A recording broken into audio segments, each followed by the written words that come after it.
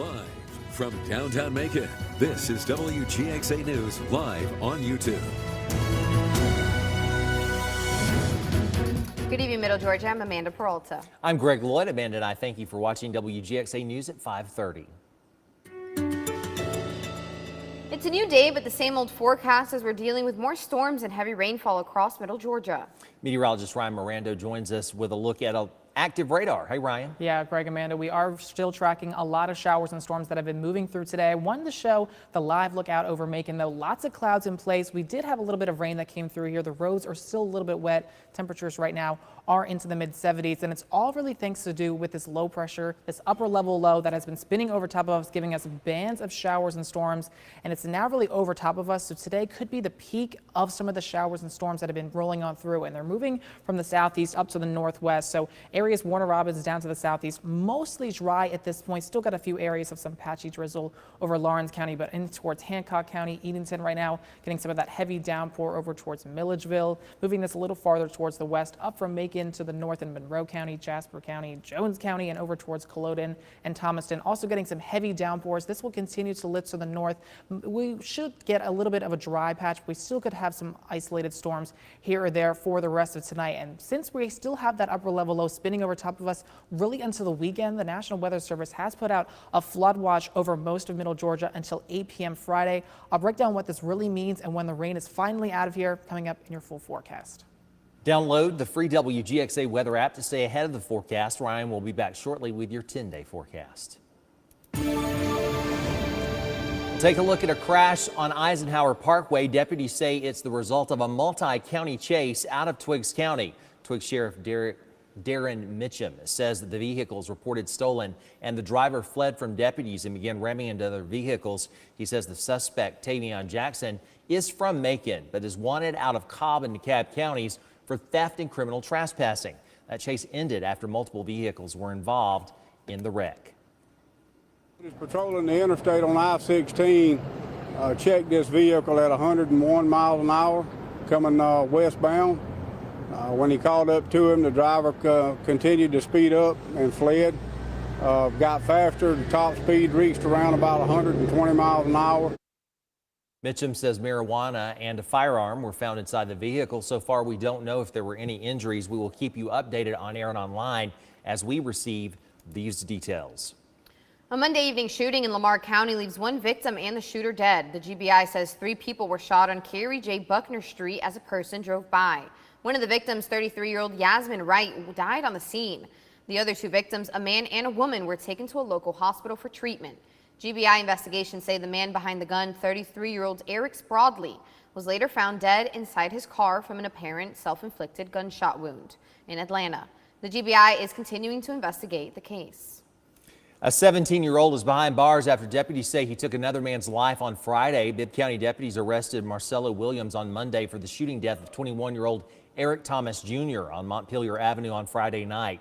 Deputies say they found Thomas shot dead in his vehicle in the parking lot of A.L. Miller Village. Williams is being held without bond on murder charges. A homicide suspect from Florida leads officials on a multiple county chase that ends with his suicide in Dooley County. Deputies say Jonathan Sager was spotted heading north on I-75 in Crisp County. Sager continued to lead authorities on a chase through Dooley County while pointing a gun out of his vehicle and firing at deputies. Eventually, he ran off Old National Highway near Highway 230, flipping his vehicle onto the driver's side. Dooley and Houston County deputies, the Warner Robins Police, Georgia State Patrol, and Bureau of Investigations, and U.S. Marshals were all on the scene. When they approached the vehicle, they found Sager dead from a self-inflicted gunshot wound. Officials say Sager was a suspect in his wife's death. The conviction of a Houston County man will remain in place after he appealed the case with the Georgia Supreme Court. Quavion Roundtree was convicted of malice murder for shooting U.S. Marine Anahit Dep Sandhu after an attempted drug trade in 2019. He was sentenced to life in prison. In his appeal, Roundtree argues that the trial court made a mistake when they didn't inform the jury about involuntary manslaughter and mutual combat charges. The Supreme Court says he did not meet the standard to prove that error and upholds Roundtree's conviction for malice murder and affirms the life sentence that he received in that sentence.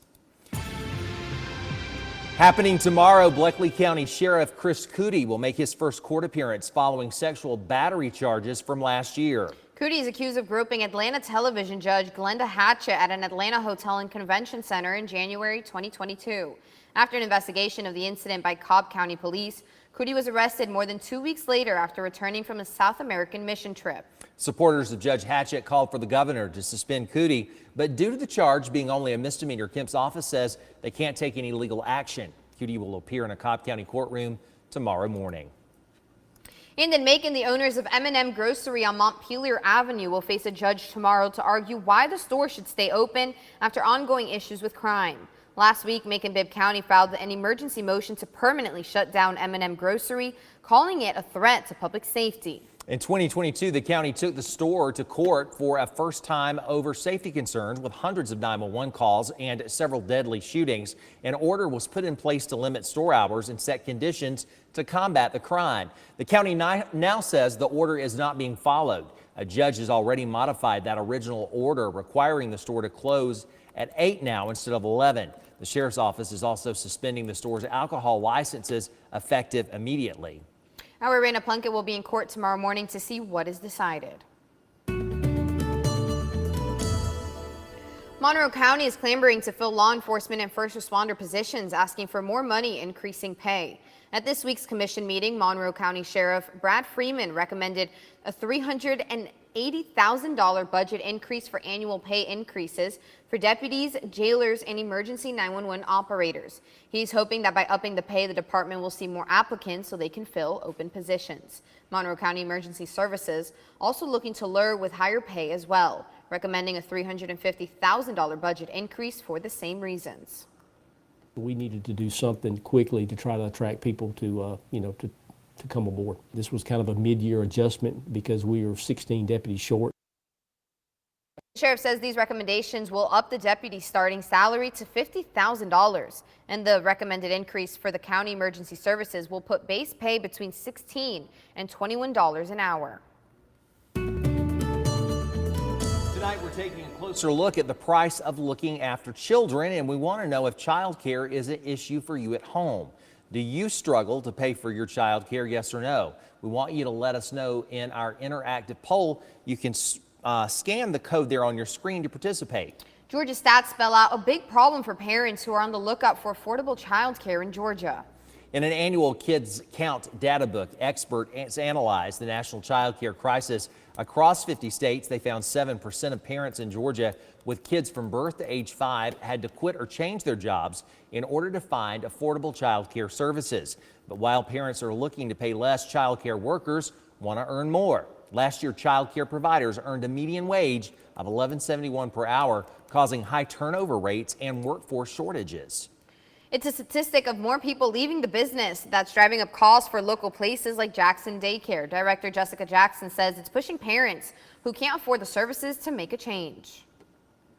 A conversation with a parent, a heartfelt conversation with the parent that was struggling with paying child care. She was telling us this morning, which very much so is not good news on a Monday for one, that she would have to pull her child out of child care due to the fact of the lack of funds.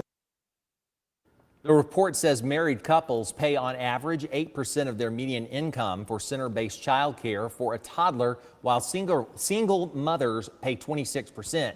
Back in 2021, the Biden administration poured the largest investment in child care, offering universal free preschool for every 3- and 4-year-old in America. However, with funds expected to run out in September of this year, the report suggests child care providers will almost certainly have to increase their fees.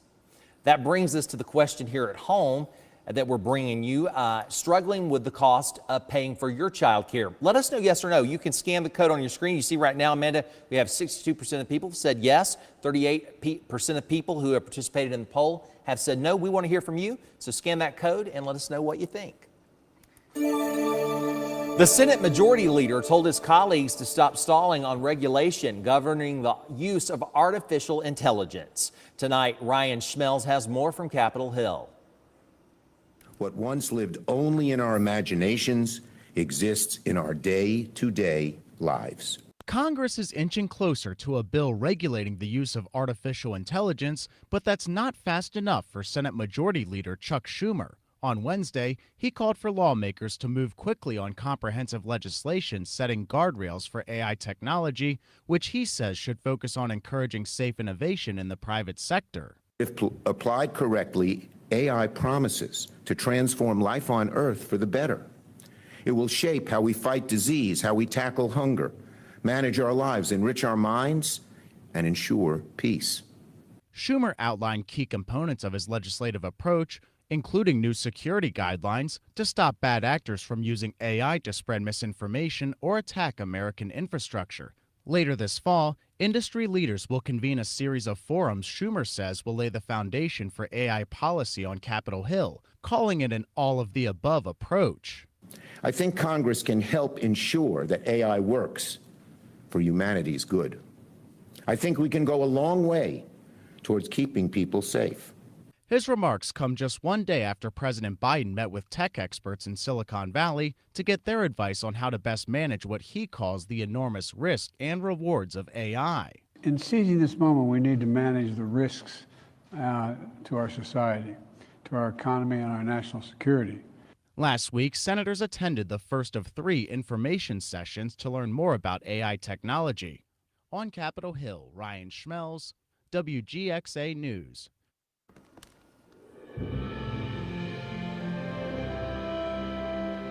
New tonight, the Perry Police Department is mourning the loss of one of their own. Retired Sergeant Ray Jackson passed earlier this week, and according to the Perry Police Department, he passed away after an extended illness.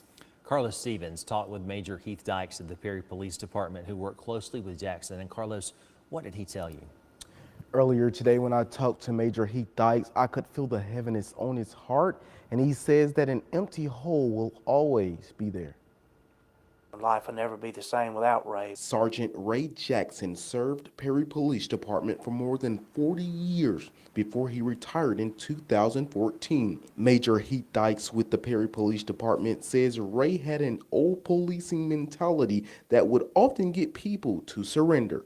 And a lot of times, you know, when you'd have a warrant on somebody, you know, and you couldn't get them to come in, Ray could, you know, call a family member and say, listen, you need to tell them he needs to come on in and take care of this, and you know, and then they can work out what they're going to work out. But that's the kind of person Ray was. Dykes says while Sergeant Jackson loved to serve people, he had his own battles in his career. And the stories Ray told me about when he first came policing as a black man in Perry, and the different things that they required him to do, and you know, was just, you know, unique in itself to be able to work with somebody like that and to know somebody and to hear his version of how it was and how he overcame a lot of things. But his commitment to protect his community never changed. You know, Ray was loyal to the department. He was loyal to the city of Perry.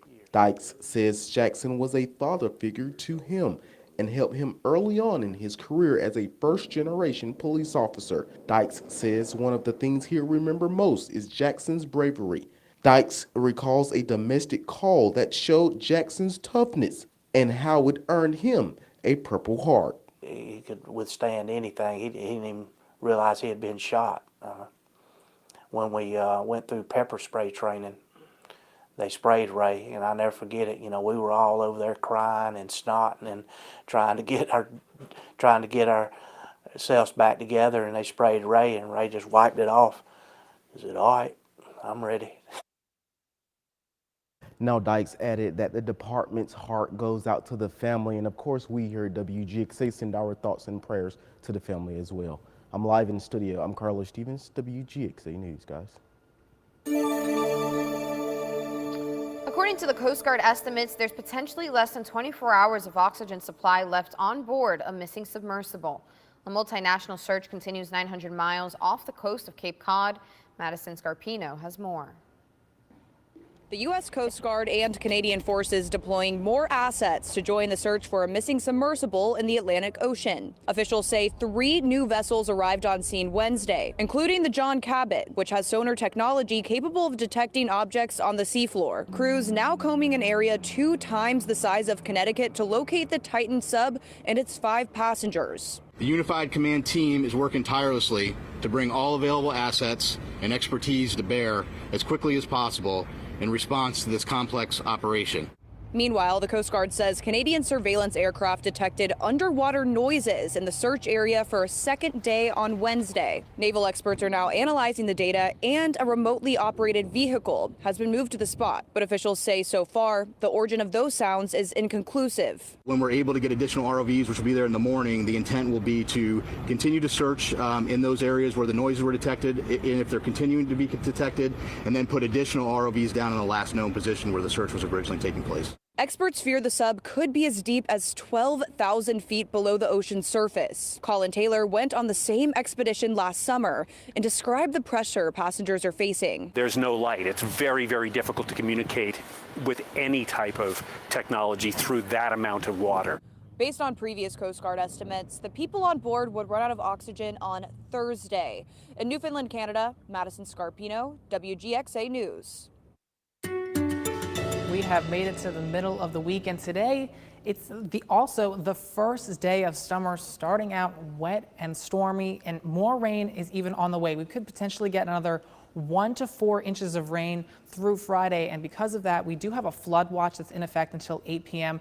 This means that there could be some localized flooding or ponding on the roads, or there could be some overflowing of some rivers. So if you live near a river and are prone to some of that flooding, you may see some of that over the next few days, as we're still going to get a lot more rain from this pesky upper level low. It's really over top of us right now, spinning. Just notice the spin that's right now out in the atmosphere. The rain that we're getting is coming really from South Georgia and moving northward. So we're still getting some of the bands of showers and storms out there right now. As these continue to lift to the north, some of the heaviest downpours right now over Putnam County, just north of Lake Oconee, continuing to push through over into Edenton and Sparta, still getting some of that moderate and some steadier downpours. We even got some more heavy rain right now over Thomaston and Upson County, just north of Culloden, still getting a few rumbles of thunder for you, moving through Monroe County and up into Lamar County. So as we get still throughout the day tomorrow, we still will have a chance for more widespread showers and storms as this low pressure finally begins to depart. The high pressure that's been keeping it in place begins to weaken, so this will shift up to the north. By Friday, the rain chances will be lower. We'll still have some scattered showers around, but really, as we get forward looking towards the weekend, it's looking a lot better. But over the next few days, we still could get quite a few inches of rain, 1 to 3 inches here for areas really to the north and west. But even for our southeastern counties, could get a little bit more with up to 2 to 4 inches. So we could still have some localized flooding, as we do have that flood watch in effect until 8 o'clock on Friday. For the rest of tonight, temperatures will fall down into the mid to upper 60s with a few of those showers and storms around. Most of it will be out of the way for now. But tomorrow is another day you're still going to want to grab the rain gear for when those storms fire up. 83 degrees for the high with some thunderstorms around, but then we'll finally begin to dry out as we approach the weekend. But what is also kind of weakening and drying out is Tropical Storm Brett here. Max winds right now about 65 miles per hour. This will continue to push westward over towards the Lesser Antilles. Will likely stay as a tropical storm as it's heading into an area of high shear, meaning it won't intensify much more, but there is a secondary wave that we're watching right behind it that does have a pretty high chance of formation as well. We'll keep an eye on it. So in your 10-day forecast, widespread showers and storms for your Thursday, still 83 degrees. Again, it's not an all-day rain, but we will have some of those showers and storms that fire up from that low pressure, providing that extra lift. On Friday, the low pressure begins to track further to the north, just some scattered rain and storms around 88 degrees, but it's looking a lot better for the weekend, but very humid and warm still, very summer-like pattern that we've got going on. It's going to be even the first weekend of summer, 91 degrees on Saturday, hot and humid. Turns a little warmer on Sunday, 93 degrees. Again, these days rain chances aren't zero, but they're much lower. A few pop-up storms in the afternoon, what we generally expect this time of year, and then we'll keep those 90s as we head towards next week with a few of those scattered to isolate storms around. And we rinse and repeat really for the next few days after that. And lastly, here's your Harrison's Body Shop Fishing Game forecast. Peaks at 5:40 a.m. and 5:20 p.m. Amanda.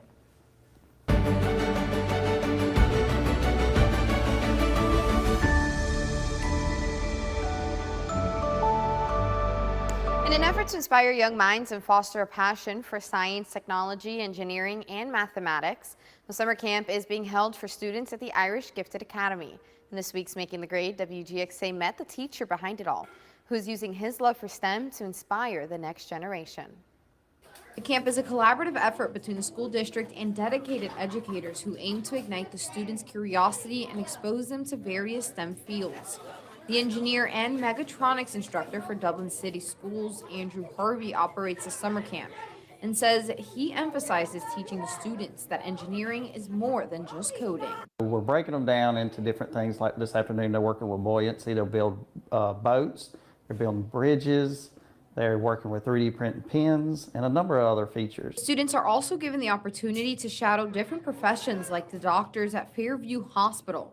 Harvey says the STEM camp is all about building a foundation in STEM for students and encouraging them to one day seek careers in STEM. I think the big thing is that the earlier we get kids involved in STEM, the more likely they are to go into a STEM career. And that's one of the things that we have the ability here at the Irish Gifted Academy. This is the third year that the camp is being offered to students in pre-K through 8th grade, and Harvey says every year there is more interest from girls that want to participate in these STEM projects. All the students are divided into 2 one-week camps with about 30 to 40 students attending each one.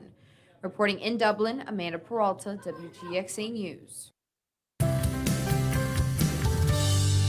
Well, good afternoon, everyone. I'm Gary Thigpen again here today at the Bibb County Animal Services. I'm joined again today by Elvin and also Audrey. And guess what Elvin just told me? Elvis is in the building. Tell us about that. Indeed, Elvis is in the building. He's a 4-year-old male, lab retriever pit bull mix. Very sweet dog. He's about 48 pounds. Very sweet, very friendly, very loving, and he just needs room to play. He does. You see, he's got plenty of energy there. And how would you like to have a dog named Elvis? That could bring some excitement into your life. So, Elvin, if someone would like to adopt Elvis, how would they go about doing that? Just contact me at 478-972-4975, and you could also see this pretty boy on Facebook. Remember, he is a pit bull lab mix, so if that's what you're looking for, he's here. Let's go ahead and do that today. Let's find Elvis a really good home. Thank you, Elvin and Audrey. Well, trending today, take advantage of the extra daylight to celebrate the first day of summer. Of course, maybe a little overcast here in middle Georgia, but the first day of summer in the northern hemisphere coincides with June, or the summer solstice, which is when the sun reaches its highest point in the sky, making it the longest day of the year since the sun is at its most direct angle from Earth. The days tend to get warmer. This can make it the best day to head to the beach if you're near a sunny beach, or go for a hike. Perhaps not in middle Georgia, but we're going to have plenty of great weather coming up. I know, we got plenty of great weather. Positive there. Oh, it's just something to look forward to, you know. I know we're dealing with this terrible pattern right now. It's summer, but also, maybe, I don't want to say bad news, but also with the summer solstice, that means the days are getting shorter now after today. I don't like that part. I know, I shouldn't have said it. I should have just not. I like when the days are super long and the sun goes down basically at 9 o'clock. We still got a lot of sunshine. It's not just going to end like it's not. Not here in middle Georgia. Nope, we got all the sun. You have not put sun in the forecast. Nope, not until Saturday. Probably. I mean, we've had some sun today, but not all day rain. That fits the script. I'm used to it. Yeah. That's going to do it for the news at 5:30. We invite you to join us at 6 on ABC 16. We'll see you later.